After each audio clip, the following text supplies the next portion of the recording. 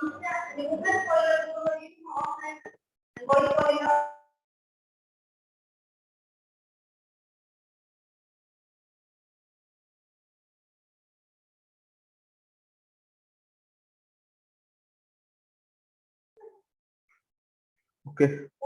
Last lecture पण काही basic concept सुरू केलेला होता regarding methodology. Okay, so today we are going to discuss regarding or revise regarding comparator and slip gauges. So what is slip gauges? As we discussed earlier, slip gauges is rectangular block with super finishing hardened material, and we by using ringing phenomena we just make stable height by using the slip gauges. Okay, then the comparator. So what is the purpose of comparator? So comparator is basically comparing instrument. We just compare something with the standard. Okay.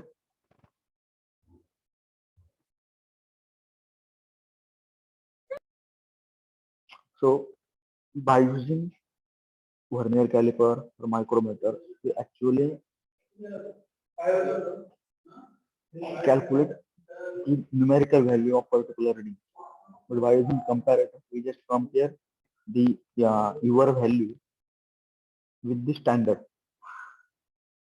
Okay. So what are the different characteristics of comparator? You have to consider that the comparator is in proper condition or not. Okay. So your display or whatever the indicating system is must show the result in this possible time. म्हणजे तुम्ही जेव्हा reading घेताय त्या reading घेतल्यानंतर किंवा ते reading घेतल्यानंतर तुमचा जो काही डिस्प्ले वरती ऍक्च्युअल रिडिंग शो होत आहे तर त्यामध्ये जास्त टाइम लॅग नको. ओके, जास्त टाइम लॅग नकोय म्हणजे तुमचं जे काही रिडिंग आहे ते मिनिमम पॉसिबल टाइम मध्ये शो व्हायला पाहिजे. ओके, सेन्सिंग और contact point should be hard. जो काही आपण कॅप्चरिंग पॉइंट तो स्टायलस असेल किंवा प्लंजर असेल जे काही पॉइंट असतील ते हाय किंवा हार्ड पाहिजे. So that by regular using त्यावेळेस आपण इन्स्ट्रुमेंट हे रेग्युलर कंटिन्युअसली वर्क करतोय किंवा कंटिन्युअसली युज करतोय तर त्यामुळे त्यामध्ये वेअरिंग व्हायला नको किंवा मिनिमम वेअर व्हायला पाहिजे.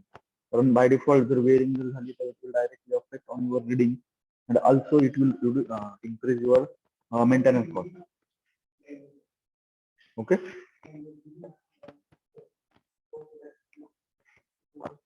तुमची मेंटेनन्स कॉस्ट पण इन्क्रीज करते.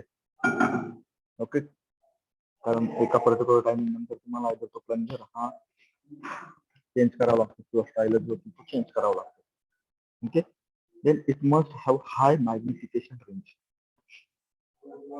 एक मायक्रो लेवलचा जो काही ऑब्जेक्ट असेल त्याचं जर आपण रिडिंग घेत असेल जे काही रिडिंग असेल मायक्रॉन मध्ये तर त्याचं मॅग्निफिकेशन होऊन आपल्याला प्रॉपर रिडिंग ते अंडरस्टँडिंग साठी व्हिजिबल पाहिजे. ओके,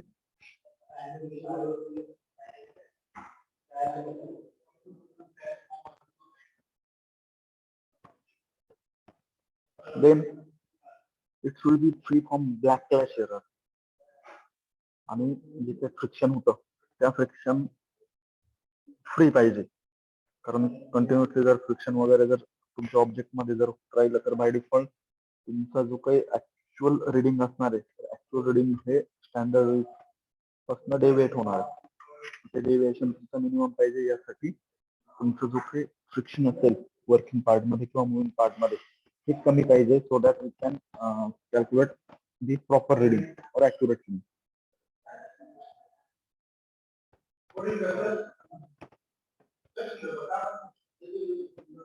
मग कंपॅरेटरचे टाईप्स जर बघितले आपण तर कुठल्या कुठल्या टाईपचे पण बघितले की मेकॅनिकल टाईपचे कंपॅरेटर असतात की जे सर्व मेकॅनिकल इन्स्ट्रुमेंट यूज करून किंवा जे काही त्याची मोशन असेल हे सर्व मेकॅनिकली अरेंज केलेले असेल विदाउट इलेक्ट्रिकल सप्लाय.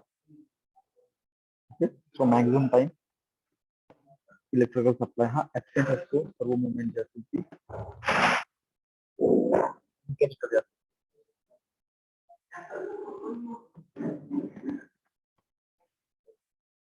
सेकंड, तुमचा ऑप्टिकल कम्पॅरेटर. ऑप्टिकल मध्ये आपण बघितलेलं होतं की आपण पर्टिक्युलर लाईट सोर्स असतील, लाईट सोर्स आपण त्या प्लॅटफॉर्मवरती स्ट्राईक करतो आणि त्यातून जे काही रिफ्लेक्शन भेटतात त्या रिफ्लेक्शन वरनं आपण तो एक अँगल मेजर करतो किंवा त्याचा स्टँडर्ड जे असेल तो त्यासोबत कम्पेअर करतो by using light source.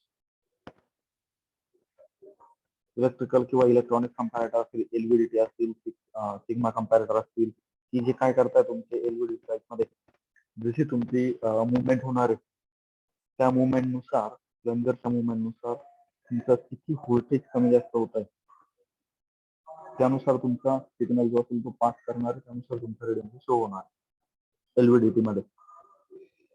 Okay, fluid displacement type मध्ये किंवा न्यूमॅटिक कम्पॅरेटर मध्ये आपण बघितलं होतं की कॉम्प्रेस्ड एअर आपण एका ओरिफिस मधनं ती पास करतो आणि त्या ओरिफिस वरनं जो काही rate of flow of air असेल त्यावरनं मी बॅक प्रेशर क्रिएट करतो आणि तो बॅक प्रेशर तुमच्या मॅनोमीटरच्या हाईट इन्क्रीज करतो किंवा डिक्रीज करतो आणि त्यावरनं आपण त्या पर्टिक्युलर पार्टचे जे काही डायमेन्शन असतील ते डायमेन्शन आपण मेजर करतो. ओके, सो हे होतं तुमचं मेकॅनिकल कम्पॅरेटर. बेसिक टाईप मध्ये सिंपल कन्स्ट्रक्शन मध्ये आपण बघितलं होतं की तुमच्या पॉइंटरची जी एक स्केल असेल त्यावरती एक मिडल पॉइंटचा पॉइंटर प्लेस केलेला असेल आणि त्याचा हिंज लिव्हर आहे.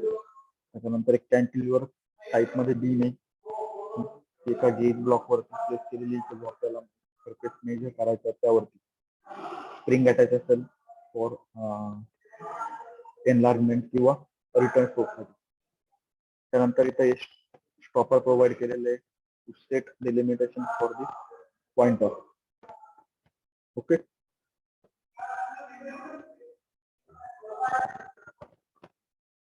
तुमचं जे काही या केसमध्ये जे काही मॅग्निफिकेशन होणार आहे ती मॅग्निफिकेशन तुमचा हा जो पिवटेड पॉईंट आहे पिवटेड पॉईंटचा लेफ्ट आणि राईटचा डिस्टन्स किती त्यावरनं डिसाइड केलेला असेल.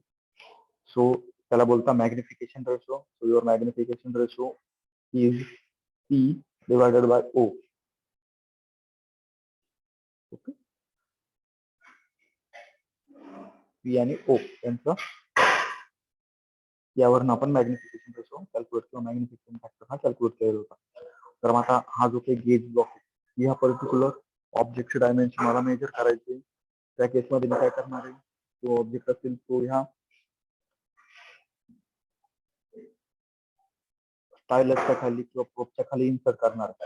तर तो ज्या वेळेस मी मूव्ह करेल आयदर लेफ्ट असेल किंवा राईट साईडला मूव्ह केल्यानंतर हा जो काही प्लंजर आहे किंवा स्टायलस आहे तो अप डाऊन मूव्ह होईल. मोशनमुळे अप डाऊन मूव्ह झाला की त्याची कॉम्प्रेशन असेल किंवा इलॉंगेशन असेल हे मी स्प्रिंग ऍड्रेस करतो. जो अप डाऊन मूव्ह झाला, अप डाऊन मुवमेंटमुळे काय होणार तुमचा हा पिव्होटेड पॉईंट थ्रू हा कनेक्ट केलेला आहे म्हणजे त्याचा आउटर एंड असेल त्याच्या अपोजिट डायरेक्शनला रोटेट होणार.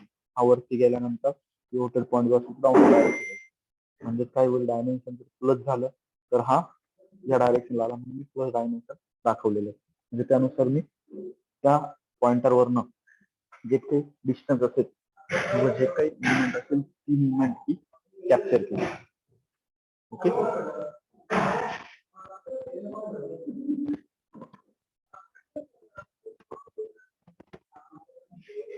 okay, so this is mechanical comparator. जे काही वर्किंग असेल हे सर्व मेकॅनिकल टाईप. यामध्ये जर बघितलं एकही तुमचा इलेक्ट्रिकल पार्ट अवेलेबल नाही की मला इलेक्ट्रिकल सप्लायची गरज पडेल. तुमचं लिव्हर असेल, गिअर फॅन असेल किंवा रॅकेन पिनियन असेल कॉम्बिनेशन करून मी डिव्हाइस बिल्टअप केलेलं. ओके, त्याची मॅग्निफिकेशन रेंज जी असेल ती 250 ते 1000 पर्यंत मॅग्निफाय आपण डायमेन्शन करू शकतो. देन ऍडव्हान्टेजेस जर बघितले तर इलेक्ट्रिकल किंवा इलेक्ट्रॉनिक पार्ट हे कोणतेही प्रेझेंट नाहीये. ओके, त्यामुळे त्याची जी काही कॉस्टिंग असेल ती बाय डिफॉल्ट कमी असणार आहे. एक्स्टर्नल पॉवर सप्लायची गरज नाही किंवा एअर सप्लायची गरज नाही. लिनियर स्केल त्यावरती प्रोव्हाइड केलेले असेल. कॉम्पॅक्ट आणि हँडलिंगसाठी इझी. ओके, फाईल जी असेल ती कॉम्पॅक्ट असेल किंवा आपण याला पोर्टेबल म्हणून कन्सिडर करू शकतो mobile equipment. Okay, second one म्हणजे तुमचं डायल इंडिकेटर किंवा डायल गेज. डायल गेज काय करतो?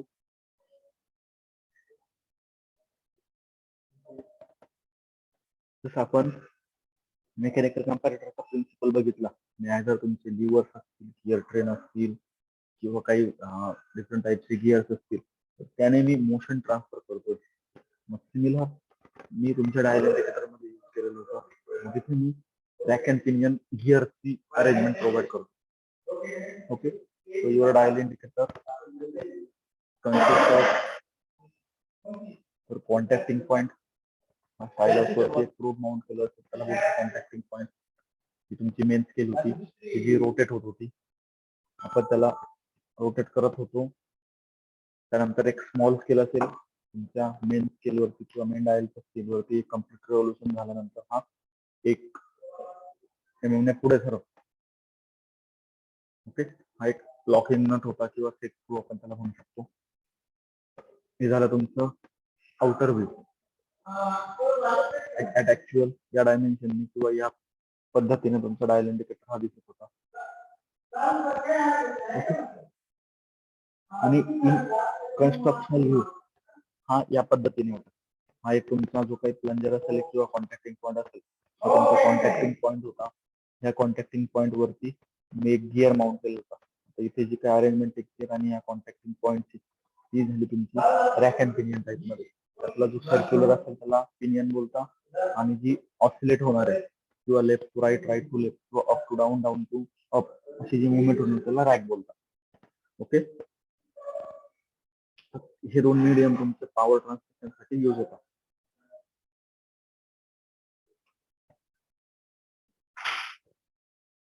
तर ज्यावेळेस आपण एखाद्या गोष्टीचे डायमेन्शन मेजर करतो, मी काय करतोय, तुमचा जो काही प्लंजर आहे ती अप अँड डाऊन मुवमेंट ही ह्या स्केलच्या किंवा ह्या डायल गेजच्या किंवा ह्या पॉइंटरच्या रोटरी मोशन मध्ये कन्वर्ट करतोय. म्हणजे आपण लिनियर मोशन ही सर्क्युलर मोशन मध्ये ट्रान्सफर करतो. So for that reason we use this rack and pinion arrangement. Rack and pinion काय करतो, linear motion is converted into rotating motion or rotary motion. मग तुमचं जे काही डेव्हिएशन असेल अप अँड डाऊन, मग हे डेव्हिएशन मेंटेन करण्याचं किंवा फिक्स करण्याचं काम तुमचा पिनियन करतो. ओके, म्हणजे पिनियन काय करणार आहे, it will transfer motion to this pinion using this rack. Okay, 5 minutes.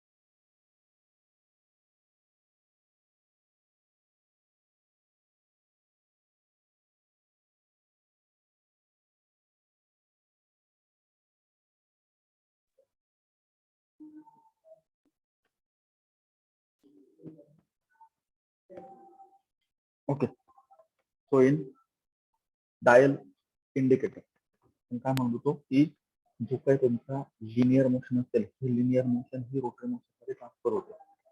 ते ट्रान्सफर करताना ज्यावेळेस तुमचा जो काही प्लंजर असेल तो प्लॅटफॉर्मच्या खाली येतो, त्यानुसार तुमचा कॉन्टॅक्टिंग पॉइंट ही अप अँड डाऊन मोशन होते. कॉन्टॅक्टिंग पॉइंट ही अप अँड डाऊन मोशन मध्ये म्हणजे बाय डिफॉल्ट हा जो रॅक असेल, हा रॅक अप अँड डाऊन डायरेक्शनला मूव्ह होणार आहे. तर तो अप अँड डाऊन मोशनला मूव्ह झाल्यानंतर त्याची जी काही प्रीडिटरमाइन लेवल असेल, परत सेट पॉइंटला येण्यासाठी मी ते एक कॉईल स्प्रिंग प्लेस केलेली की जेणेकरून तो पुश झाल्यानंतर ज्यावेळेस मी रिलीज करेल परत त्याच्या ओरिजिनल पोझिशनला यायला पाहिजे. तर मग when this rack moves up and down direction, it will transfer its motion to this pinion. या पिनियनला तो मोशन ट्रान्सफर करतो, क्लॉकवाईज असेल किंवा अँटी क्लॉकवाईज असेल. ओके, जर रॅक तुमचा अपवर्ड डायरेक्शन जर मूव्ह झाला तर ही पिनियन असेल तो अँटी क्लॉकवाईज डायरेक्शन रोटेट होईल. जर तो डाऊनवर्ड डायरेक्शन मूव्ह झाला तर जे काही पिनियन असेल तो क्लॉकवाईज डायरेक्शन रोटेट होईल. ज्यावेळेस तो अप रॅक अप जातोय म्हणजे हा अँटी क्लॉकवाईज डायरेक्शन रोटेट होतो. तर त्यावरती परत मॅग्निफिकेशन साठी जे काही स्मॉल डेव्हिएशन आहे, हे स्मॉल डेव्हिएशन ही मॅग्निफाय करतो ह्या मोठ्या स्केलवरती. त्या मॅग्निफिकेशन साठी मी त्यावरती नंबर ऑफ गिअर पेअर ही अरेंज केलेले असतील so that we can provide high magnification reading by using this gear system. Vehicle मध्ये पण गाडीचा स्पीड कमी जास्त करतो, म्हणजेच काय करतो गिअरची अरेंजमेंट असतो, गिअर टाकतो, म्हणजेच मी काय करतो तुमचा स्पीड हा मॅग्निफाय करतो, आरपीएम हा इन्क्रीज करतो. ओके, मग हा जो काही गिअर असेल, हा जो पिनियन आहे तो एका गिअरवरती मेश केलेला आहे किंवा माउंट केलेला आहे, ह्या दोघांचा एकच आहे. म्हणजे हा जर अँटी क्लॉकवाईज डायरेक्शन रोटेट जर झाला तर हा जो काही गिअर आहे तो पण अँटी क्लॉकवाईज डायरेक्शन रोटेट होईल. नेहमी दोघंही सेम डायरेक्शन. आता हा जो काही गिअर आहे मोठा गिअर तो बघितला तुम्ही तर एका दुसऱ्या पिनियनला इथं मेश झालेला आहे बघा. म्हणजेच काय होईल त्याची पॉवर ही ह्या गिअरची पॉवर ही या छोट्या पिनियनला भेटेल. ओके, आता तो काय करेल ज्यावेळेस दोन गिअर एकमेकांना मेश होतात त्यावेळेस त्याचे स्पीड जो असेल त्याची जी काही डायरेक्शन असेल रोटेशन, ती direction of rotation he reverse होते. म्हणजेच हा अँटी क्लॉकवाईज डायरेक्शन रोटेट होता, तुमचा पिनियन जो असेल तो क्लॉकवाईज डायरेक्शन रोटेट होईल. तर ह्याच पिनियन वरती परत एक गिअर माउंट केलेला आहे, हा गिअर मोठा. ओके, तो पण क्लॉकवाईज डायरेक्शन रोटेट होईल. ओके, हा क्लॉकवाईज झाला, तो परत मी दुसऱ्या एका गिअरला माउंट केलेला आहे, तो परत अँटी क्लॉकवाईज डायरेक्शन रोटेट होईल. Okay, anti clockwise direction rotate होईल आणि त्यावरती मी हा जो काही पॉइंटर आहे हा पॉइंटर हा रोटेट केलेला आहे किंवा लोकेट केलेला आहे.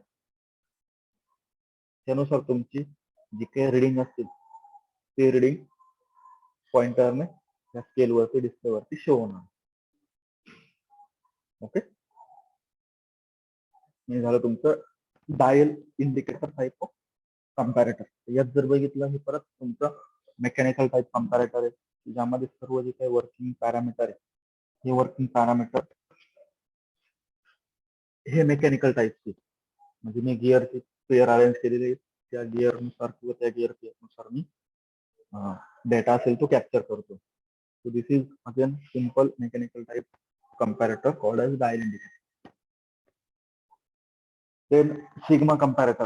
सिग्मा कंपॅरेटर पण परत तुमच्या मेकॅनिकल टाईप मध्ये येतं आणि परत तुमचं प्लंजरची जी काही डेव्हिएशन असेल ते डेव्हिएशन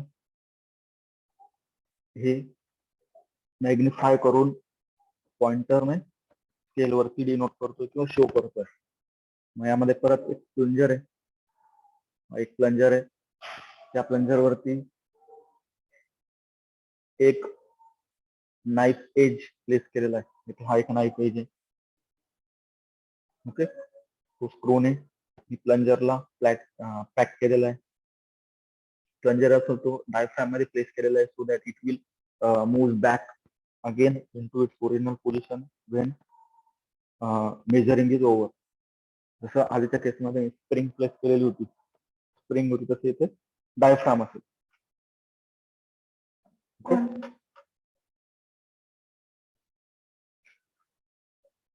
परत हा जो काही नाईफ एज असेल हा नाईफ एज एका कॅन्टिलिव्हर प्लॅटफॉर्म वरती रेस्ट केलेला आहे इथे बघा. त्यामध्ये एक तुमचा फिक्स मेंबर असेल, एक मुवमेंट ब्लॉक असेल. त्यामधलं डिस्टन्स जे असेल ते एक फिक्स डिस्टन्स ए कन्सिडर केलेलं आहे.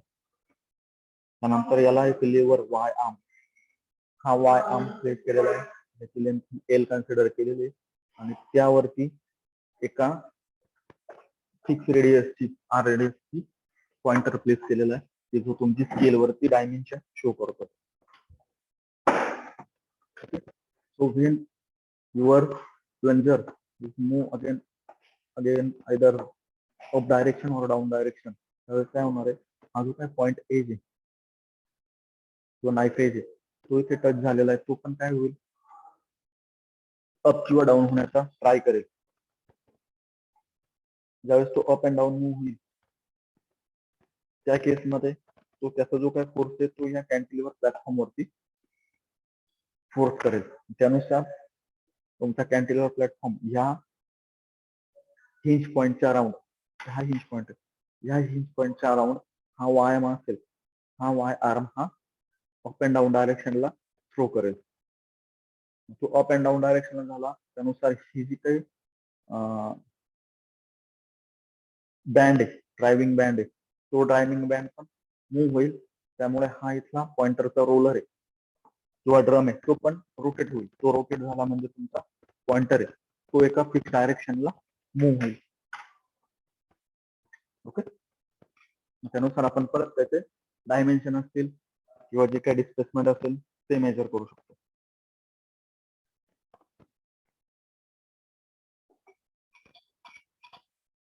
ओके,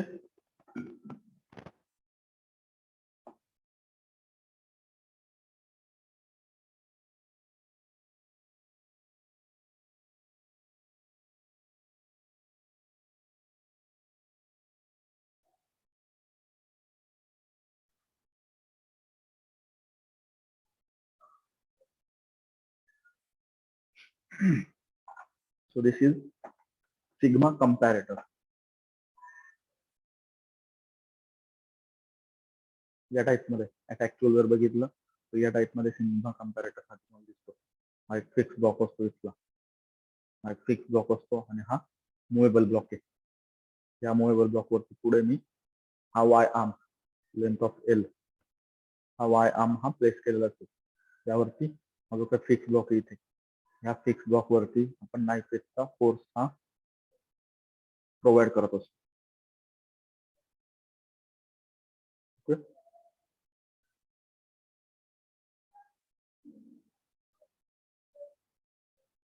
जॉन्सन्स मायक्रोकेटर जर बघितलं, एक ट्विस्टेड प्लॅटफॉर्म आहे बघा, हा एक ट्विस्टेड स्ट्रिप इथे दिलेली असते, की हा जो काही प्लंजर असेल तो plunger up and down movement झाल्यानंतर ह्या बेल क्रँक लेवरमुळे हा जो काही स्ट्रिप आहे ही आयदर ट्विस्ट होईल किंवा अनट्विस्ट होईल.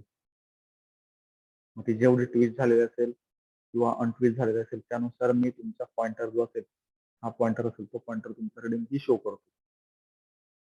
ओके, कारण हा प्लॅटफॉर्म प्लंजर हा अप डायरेक्शन झाल्यानंतर ही जी काही लेंथ आहे या दोन्ही स्ट्रिपच्या किंवा ह्या दोन्ही फोर्सच्या आतमधली ती लेंथ ही कमी जास्त होते. ती कमी जास्त झाल्यामुळे तुमचा ट्विस्टेड स्ट्रिप असेल, ही स्ट्रिप ही मॅक्झिमम लेंथ प्रोव्हाइड करते. जास्त लेंथ होईल किंवा कमी, सेम आपला जे काही इलास्टिक रबर असेल त्या रबर सारखा. ओके,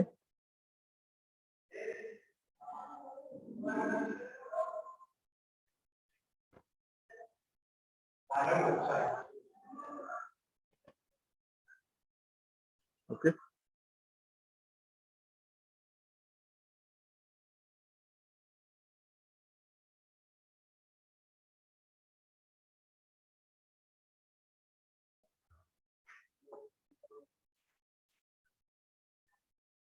देन जे ऑप्टिकल कंपॅरेटर.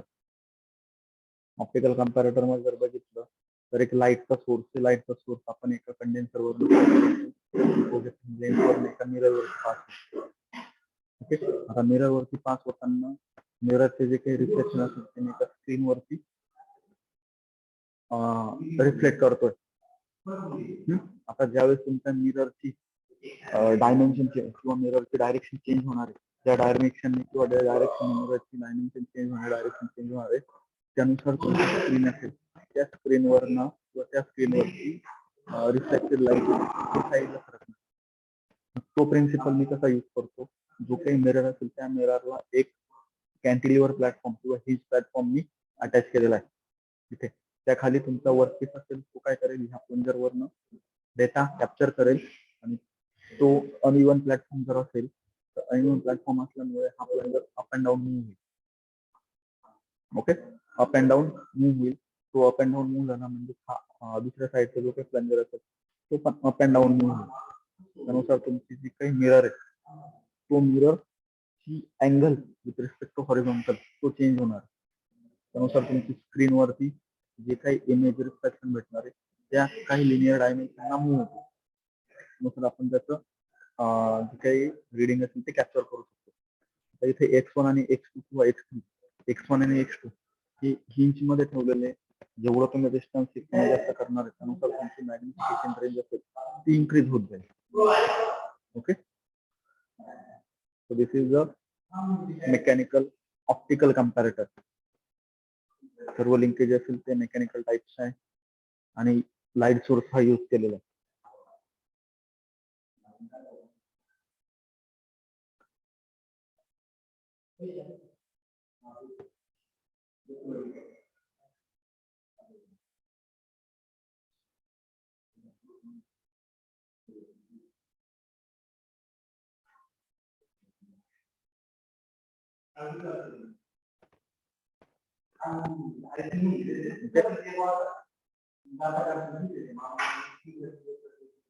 Then